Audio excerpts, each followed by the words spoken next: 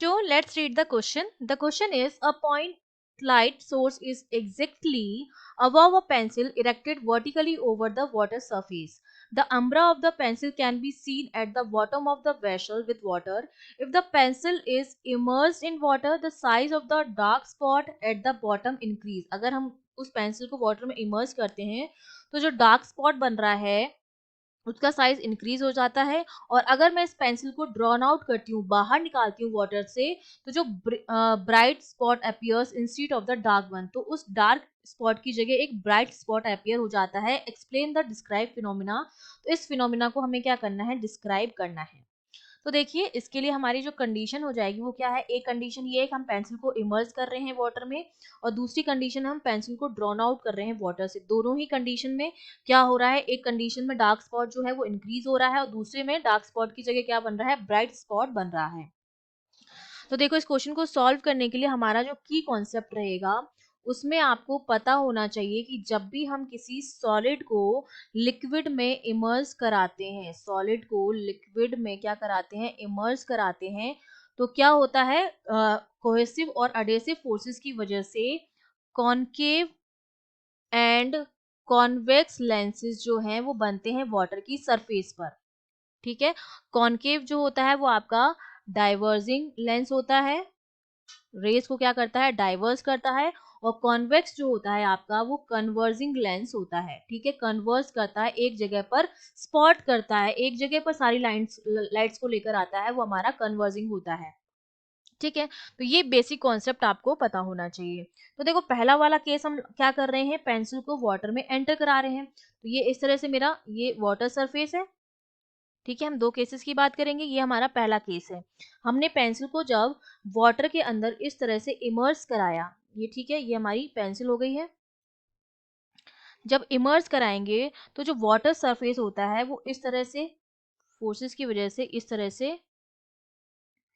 ये इस तरह का शेप बनता है। मतलब ये जो होता है वाटर सरफेस जो होता है वो अपनी विसिनिटी फॉर्म में एक डाइवर्जिंग लेंस जो होता है, डाइवर्जिंग लेंस की तरह बिहेव करती है इस वाटर सरफेस की तरफ। इस ये वाटर सरफेस जो है वो एक डाइवर्जिंग लेंस बना लेती है। तो इस डाइवर्जिंग लेंस की वजह से क्या होगा कि जो रेज इमर्ज हो रही हैं सोर्स से, लाइट सोर्स सपोज यहाँ पर है, इस पॉइंट पर है, इससे जो रेज आएंगी वो इस डाइवर्जिंग लेंस की वजह से क्या होगा, ये जो पेंसिल की एक्सिस है उससे डिफ्लेक्ट अवे होंगी। डाइवर्जिंग लेंस क्या करेगा, डिफ्लेक्ट अवे करेगा, deflect away from the axis of pencil.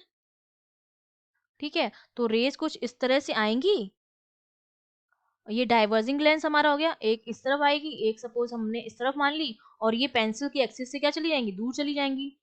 तो इस तरह से ये डाइवर्ज हो जाएंगी रेज हमारी।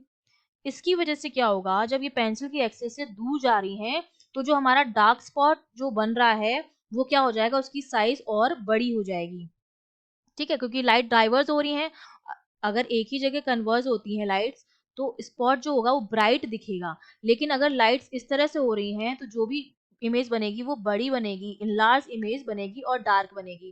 तो इसकी वजह से क्या होता है, डाइवर्जिंग लेंस की वजह से जो रेज आती हैं पॉइंट सोर्स से, ये हमारा पास क्या है, लाइट सोर्स है, वो पेंसिल की एक्सिस से क्या चली जाती हैं, दूर चली जाती हैं, डाइवर्स कर देती हैं, जिसकी वजह से स्पॉट जो होता है हमारा वो साइज में क्या हो जाता है, इंक्रीज हो जाता है।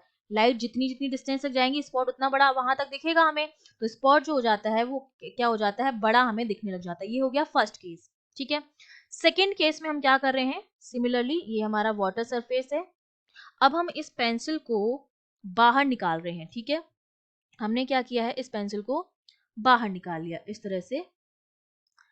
ये हमने जब बाहर निकाला तो ये जो वाटर सरफेस है वो कुछ इस तरह का बिहेव करता है इसके साथ।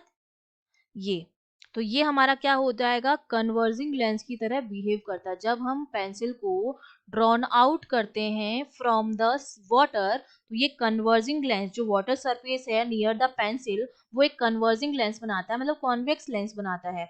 वो क्या करेगा, यहाँ पर हमारा लाइट सोर्स है, लाइट सोर्स से लाइट आ रही होंगी।